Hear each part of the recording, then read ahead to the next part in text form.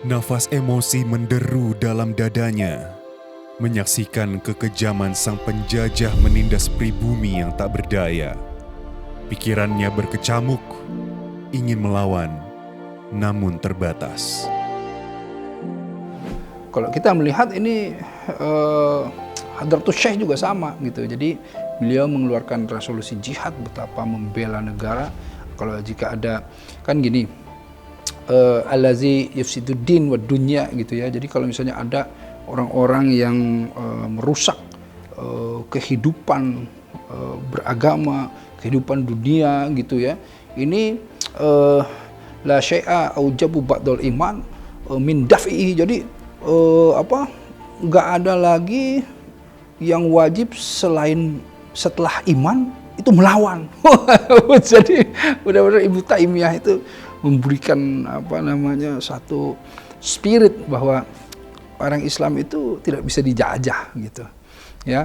Bahkan kalau misalnya kita lihat orang dirampok gitu, ketika kita mempertahankan harta, mati karenanya, itu masuk ke dalam syahid gitu ya. Nah, di sini juga resolusi jihad itu kemudian dipahami ketika kita membela negara, kita mencintai negara, ada orang yang merusak kehidupan beragama, merusak negara, kita wajib untuk membelanya, mati pun menjadi apa? Menjadi syahid karenanya. Nah, di sini yang kemudian membuat kita terkagum-kagum ya, seorang ulama dengan wawasan yang luas dan tetap kemudian mempunyai satu alasan dalil yang kuat ya, yang berlandaskan kepada agama. Ada dua ayat ya yang dikutip langsung oleh Kiai Hasyim Asy'ari ketika membuat ADART-NU ya.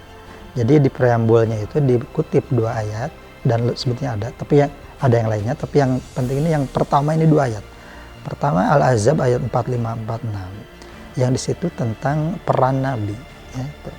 Ya ayuhan Nabi inna arsalnaka syahidan wa mubasyiran wa nadhiran wa da'iyan ilallahi bi'idni wa sirajan muniran. Ada 5 peran Nabi.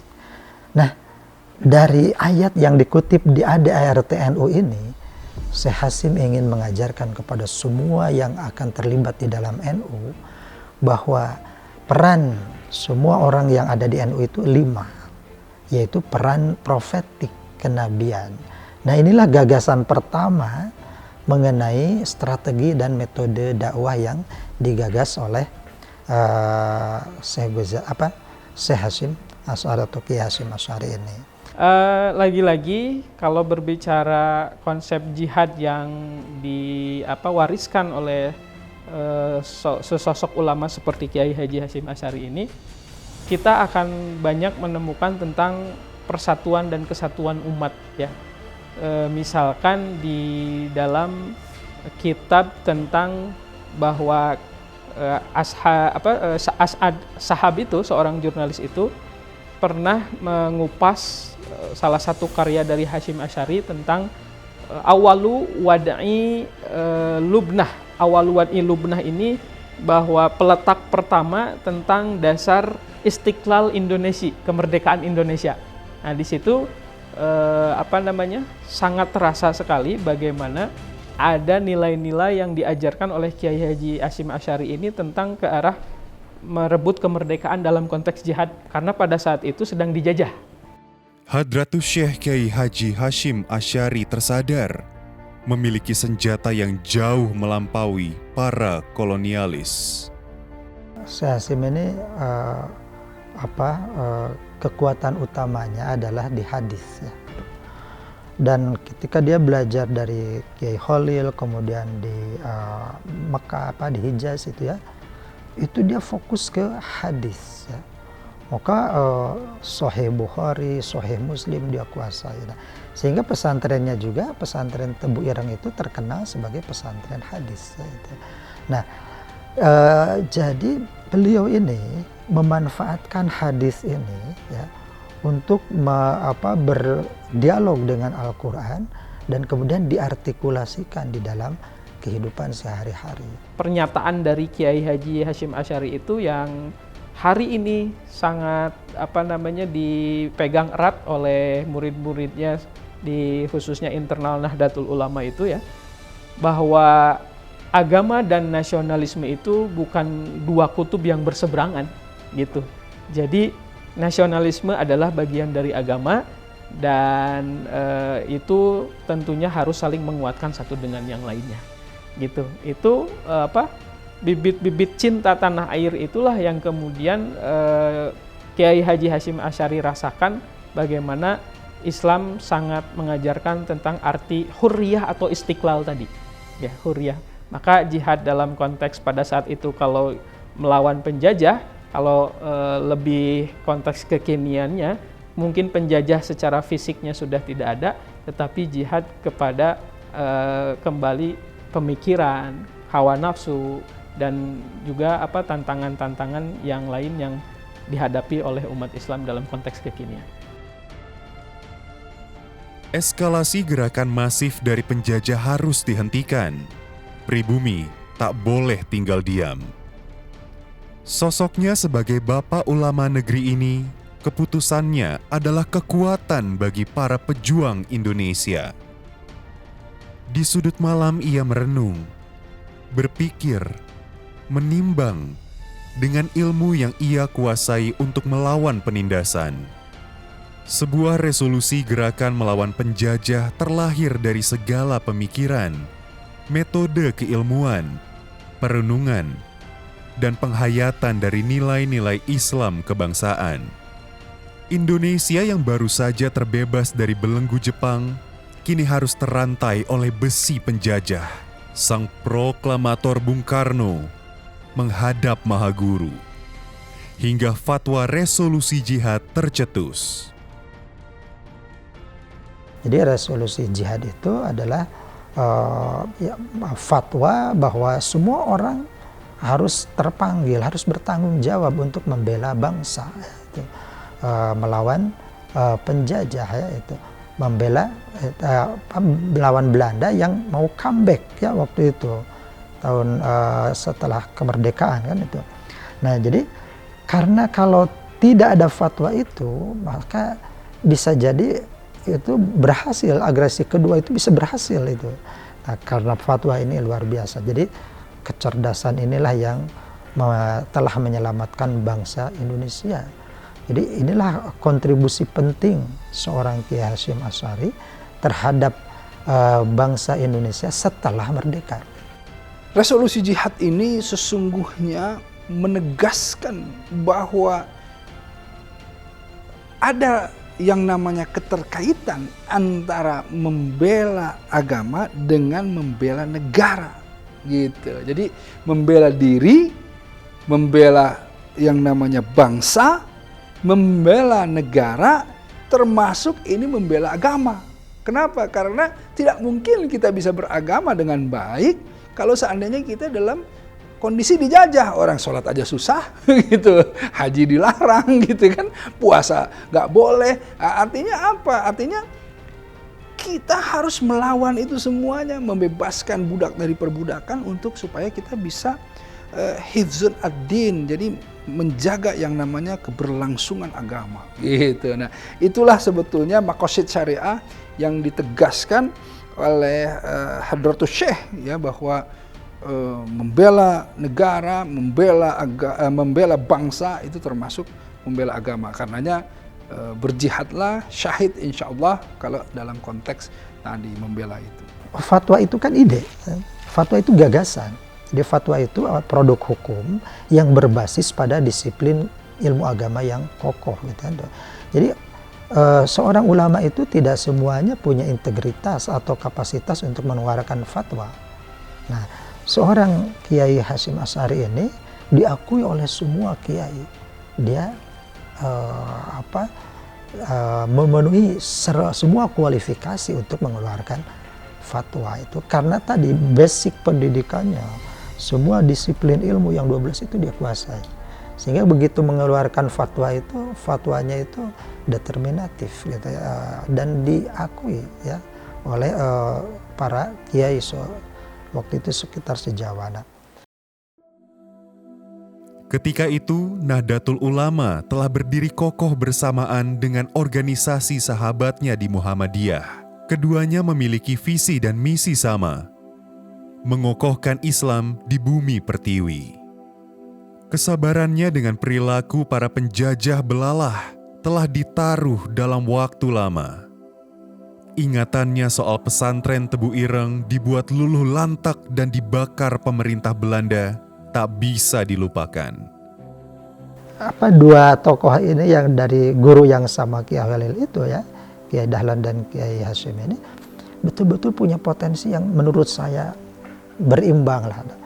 Meskipun nanti area dakwahnya berbeda, misalnya yang satu cenderung urban, yang satu cenderung rural, itu karena tantangan yang dihadapi saja itu. Tapi kalau kita lihat misalnya kebijakan-kebijakan yang dikeluarkan oleh Syekh Hasyim Asy'ari, terutama dalam dakwah hizbiyah ya. Oh iya, ini saya sebut ya.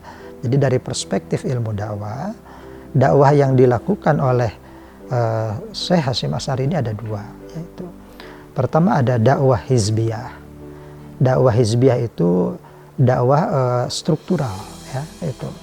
Jadi makanya dia kan terlibat melawan Belanda, melawan Jepang ya. Ini dakwah hizbiyah ini. Penjajah ingin umat muslim selalu terbelakang, tak mampu melawan. Bedil-bedil Belanda kerap mengintai dan mengancam guru mereka. Khawatirnya bukan karena pesantren yang telah dibuat hancur, namun keselamatan santrinya yang dikhawatirkan. Pentingnya sebuah kepemimpinan dalam agama Islam tentu sangat-sangat penting, dan ini banyak kita akan temukan di berbagai ayat, misalkan atau di dalam hadis. Contohnya ketika kita safar ya, Nabi memerintahkan untuk mengangkat pemimpin. Kalau ada di antara kalian 3 orang bepergian, maka angkatlah di antara 3 orang itu 1 untuk menjadi pemimpin. Itu dalam konteks bepergian yang mungkin bepergian biasa saja gitu ya. Apalagi dalam kondisi yang memang lebih besar lagi urusannya gitu, mengurus urusan publik, urusan masyarakat luas. Ya sebetulnya latar belakang ya mengapa Kiai Hasyim Asy'ari ini memfatwakan ya, seolah-olah memfatwakan ya jargon hubul waton minal iman. Ini sebetulnya dilatari oleh gerakan sekularisasi ya, liberalisasi yang menyeruak di Timur Tengah waktu itu. Jadi beliau khawatir ini arus sekularisasi ini menjauhkan masyarakat dari agama ya, dan menjauhkan masyarakat dari agama.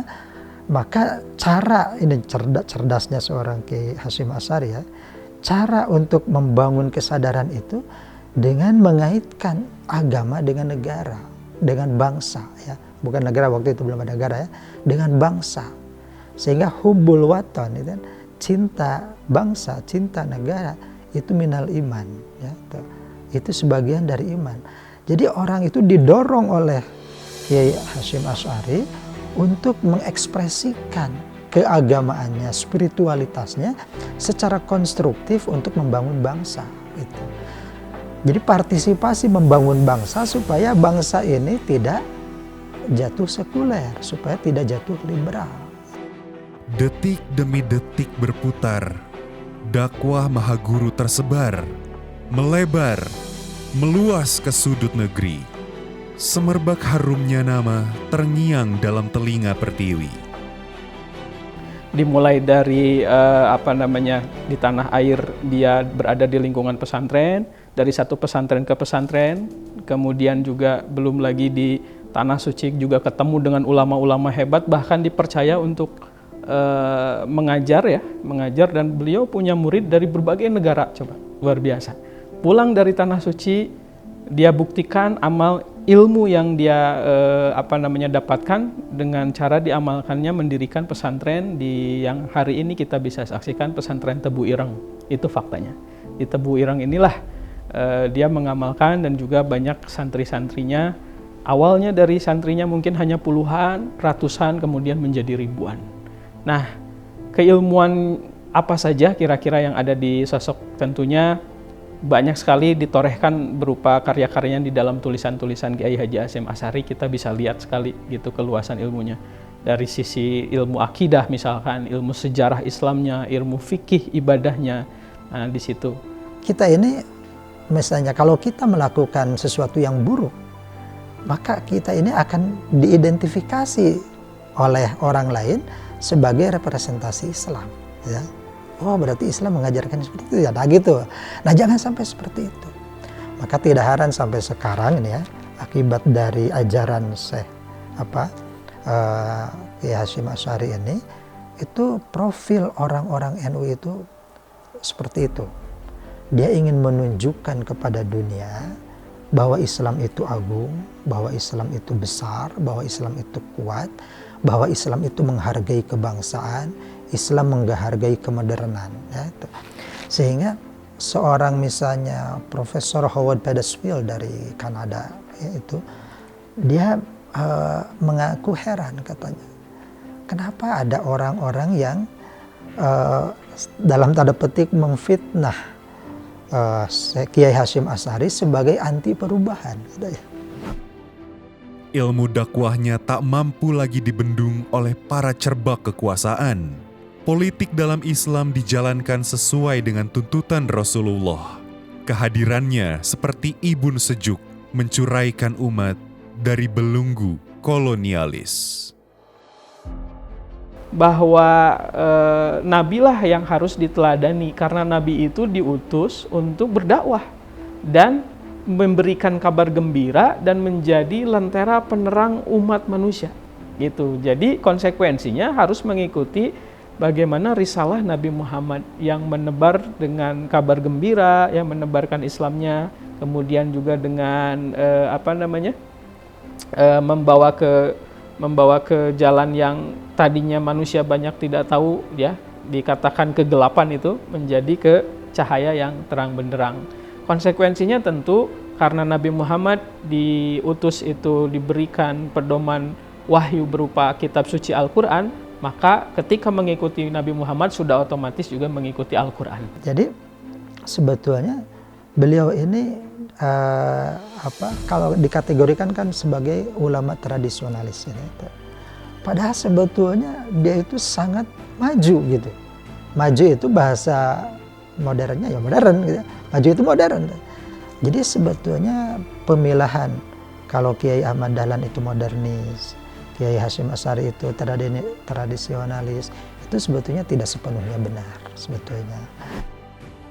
Baginya, pondasi politik pemerintahan Islam harus memberi persamaan bagi setiap muslim, melayani kepentingan rakyat dengan cara perundingan, dan menjaga keadilan.